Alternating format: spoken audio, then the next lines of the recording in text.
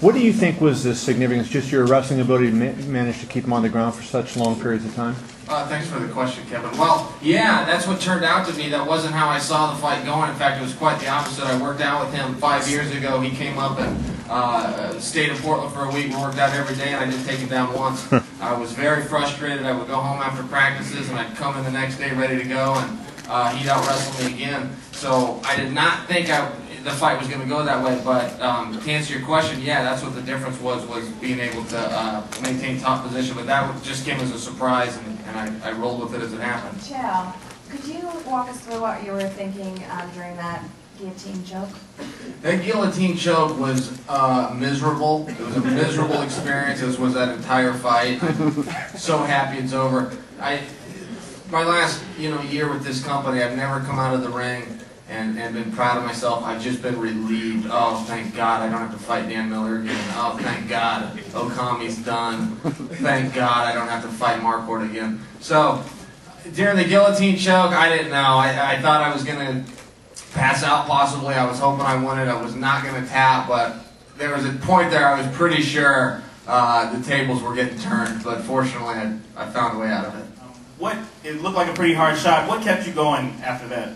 Yeah, I think I went out when he hit me. I remember everything went white for a second, and I was just trying to push through. And a lot of my mental preparation for this was knowing I'm going to get beat up tonight.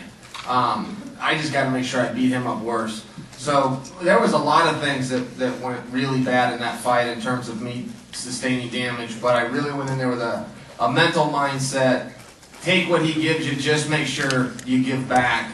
And I don't know if that answers your question perfectly, but yeah, that knee hurt a lot, and it landed, and I went out, but I pushed through. Look, at the end of the day, if you want to get to the top of the card in the UFC, you got to fight tough guys. If you want to be a fighter and get in the cage and be a big deal at your local strip club, go to Showtime. There's places you can go. I couldn't have said that one better myself. If you want to fight real guys, this is the place to do it. I want to get on top of the bill, and I expect a tough guy, whether it's Anderson or Vitor. If I'm in this company, I know they're going to be tough. Chael, on Wednesday at the open workouts, we saw you working with Randy and Neil Mellinson on some ground techniques and guard techniques. Did any of that come into play in the fight with Nate? Yeah, well, I played it through mental. I'll tell you, when Neil speaks, I don't. When his mouth's moving, mine closes, and I don't speak again until he's done talking because I don't want to miss anything he says. I've never been around, I hate complimenting guys in this business, I really do, but I've never been around anybody that can explain that aspect of this sport so well, and I've got really good coaches I'm around. So yeah, it sure did. He breaks it down simple and without getting into the names of moves and techniques. Yeah, it helped. Chael, did you get wind of the fact that the Coleman camp was a little angry with you?